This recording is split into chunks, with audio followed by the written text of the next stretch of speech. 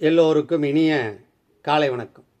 இன்று ஒரு சிந்தனை என்கின்ற இந்த யூடியூப் சேனலின் வழியே இறையொருளால் நாம் தினந்தோறும் சந்தித்துக் கொள்வதும் RMS அஸ்ட்ரோ அகாடமியின் வழியே ஜோதிடத்தை சிந்தித்துக் கொள்வதும் மற்றற்ற மகிழ்ச்சியை தருகிறது.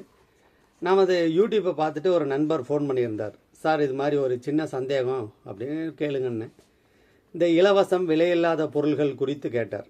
அப்போ நான் அவர்கிட்ட சொன்னேன், அரசாங்கம் தருகிற விலையில்லாத இலவச பொருள்களை பெற்றுக்கொள்ளலாம், அது ராஜநீதி, அது வேறு விஷயம். ஆனால் இப்போ அவர் கேட்ட கேள்வி, சார் ஒரு விழாவுக்கு போகிறோம் அல்லது ஒரு இடத்துக்கு போகிறோம், அங்கே இலவசமாக ருத்ராட்சம் தராங்க அல்லது அன்னதானம் கொடுக்குறாங்க. இப்போ கோயிலுக்கே போகிறோம், காசிக்கு போகிறோம், அங்கே அன்னதானம் கொடுக்குறாங்க, அதெல்லாம் பெற்றுக்கொள்ளலாமா அப்படின்னு அவர் எனக்கு கேட்டார். அதுக்கு நான் சொன்னேன், இது ஒரு நுட்பமான கேள்வி, உயர்ந்த கேள்வி. இதற்கு சாஸ்திரத்தில் ஆலங்காட்பட்டவர்கள், அதில் நுண்மான் நுழைவுலம் பெற்றவர்கள் சொன்னால் சரியாக இருக்கும் என்று சந்தேக நிவாரணி பாகம் 5 வேத வித்யாலங்கார வித்யாரத்தனம் நன்னிலம் பிரம்மஸ்ரீ ராஜகோபால கணபாடிகள் ஐயா அவங்க எழுதின சந்தேக நிவாரணி அப்படிங்கிற இந்த நூல் முதல் பதிப்பு 2009 வந்திருக்கு. அதில் 368வது கேள்விக்கு ஐயா அவங்க பதில் கொடுத்துருக்குறாங்க. அந்த பதிலை நான் அவர்கிட்ட சொன்னேன். திவ்ய தேசங்களுக்கும் புண்ணிய கஷேத்திரங்களுக்கும் யாத்திரை சென்று வருவது சாஸ்திரப்படி சரிதானா அப்படின்னு ஒருத்தங்க கேட்குறாங்க. அதுக்கு ஐயா அவங்க பதில் கொடுத்துருக்குறாங்க. திவ்ய தேசங்களுக்கும் காசி, ராமேஸ்வரம், பிரயாகை, கயை முதலிய புண்ணிய ஸ்தலங்களுக்கும் யாத்திரை செல்வதும் சாஸ்திரப்படி சம்மதமே. இதை அனைவரும் செய்யலாம்.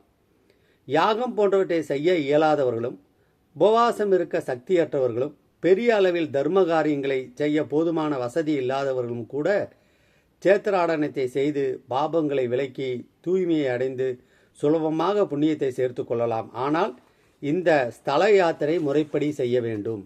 அதாவது யாத்திரைக்கு மனைவியுடன் தான் செல்ல வேண்டும். நேராக யாத்திரைக்கு செல்ல வேண்டிய ஊருக்கு முதலில் சென்று அந்த கஷேத்திர ஆலயத்தை, தெய்வத்தை தரிசனம் செய்ய வேண்டும். பிறகுதான் அவ்வூரில் உள்ள மற்ற இடங்களுக்கு செல்ல வேண்டும். இது முதலாவது விதி. அடுத்தது ரொம்ப மிக முக்கியமான ஒரு குறிப்பை அவங்க சொல்கிறாங்க. அந்த சமயத்தில், யாத்திரை போகிற சமயத்தில் கோபம், பொய் சொல்லுதல், பிறரை குறை சொல்லுதல், அப்புறம் அங்கே அளிக்கக்கூடிய மற்றவர் அளிக்கும் அன்னதானத்தை பெற்றுக்கொள்ளுதல் முதலியவற்றை தவிர்க்கலாம். இதனால் யாத்திரையின் முழு பலனையும் அடையலாம் அப்படின்னு இந்த புத்தகத்தில் இருக்கு. புண்ணிய சேத்திரங்களில் அல்லது சில விழாக்களில், சில இடங்களில் பிறர் தானமாக அளிக்கக்கூடிய அன்னதானம் அவங்க பாவத்தை போக்குவதற்காக அவங்க அளிக்கிறாங்க. அதை யார் சாப்பிட வேண்டும் என்றால், கையில் பணம் இல்லாதவர்கள், வறியவர்கள், ஏழ்மை நிலையில் இருப்பீங்க, அடுத்த வேளை சாப்பாட்டுக்கே நம்மக்கிட்ட பணம் இல்லை அப்படிங்கிறவங்க அதை சாப்பிட்லாம். ஆனால் நம்மக்கிட்ட பணம் இருக்குது, அதை தவிர்ப்பது நலம். நம்ம ஒரு ஹோட்டலில், வெளியில் ஒரு நல்ல சுத்தமான இடத்துல சாப்பிட்லாம். பொதுவாக இது மாதிரி கோயில்களில் கொடுக்கக்கூடிய அன்னதானங்களாகட்டும், விழாக்களாகட்டும், அல்லது இலவசமாக நீங்கள் எதை பெற்றுக்கொண்டாலும் சரி, சமய சின்னங்களாகட்டும், இல்லை புத்தகங்களாகட்டும், கல்வி முறைகளாகட்டும், எதாக இருந்தாலும் சரி, அந்த இலவசம் என்பதற்கு உங்களுக்கு இருக்கக்கூடிய புண்ணியத்தை அவர்கள் தானமாக பெற்று விடுவார்கள். அவர்கள் கொடுக்குற தானம் அன்னதானம், உங்ககிட்ட இருந்து அவங்க பெறுவது புண்ணிய தானம். அந்த ஓராண்டு நாம் கோயிலுக்கு போய் எவ்வளவோ நல்ல நல்ல சிந்தனைகள், மந்திரங்கள், ஜபங்கள் எல்லாமே பண்ணி நாம் சேர்த்தி வச்சிருக்கிற அந்த புண்ணியத்தை அவர்கள் எளிதாக பெற்றுக்கொள்கிறார்கள்.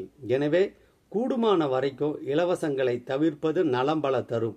எந்த இலவசமாக இருந்தாலும் சரி, அது சந்தேக நிவாரணியில் இருக்குது. குறிப்பாக ஒரு விழாக்களுக்கு செல்கிறோம், ஒரு இடத்துக்கு வரோம் அப்படின்னா அங்கே இருக்கக்கூடிய அன்னதானத்தை யோசித்து செய்யலாங்கிறது ஐயா அவர்களுடைய கருத்து. கோயிலுக்கு உள்ள இப்போ பிரதோஷ காலத்தில் ஒரு பிரசாதம் தராங்க, சுவாமியினுடைய பிரசாதத்தை பெற்றுக்கொள்வதில் தவறு கிடையாது. இப்போ அரசு அன்னதானம் கொடுக்குறாங்க, 100 பேர்த்துக்கு தினந்தோறும் கோயில்கள் அன்னதானம், அது சாப்பிட்லாம், அது அரசு கொடுக்கறது. வறியவர்களுக்கு கொடுக்கக்கூடியது, நமக்கும் ஒரு சுவாமி பிரசாதம் சாப்பிடணுன்னா போய் சாப்பிட்லாம். ஆனால் இலவசமாக அன்னதானத்தில் கலந்து கொள்வது, இலவசமாக பெற்றுக்கொள்வது, கங்கைக்கு போகிறப்ப அங்கேயே செய்யக்கூடாதுங்கிறாங்க ஐயா அவங்க. அப்போ மற்ற இடங்களில் செய்வதை நீங்கள் யோசித்து செய்யலாம் அப்படின்னு சொல்லிட்டு அவருக்கு பதில் சொன்னேன். அந்த பதிலே என்று ஒரு காணொலியாக தந்திருக்கிறேன். சரியென்று பட்டால் ஏற்றுக்கொள்ளுங்கள், தவறு என்று பட்டால் விலக்கி விடுங்கள். நன்றி.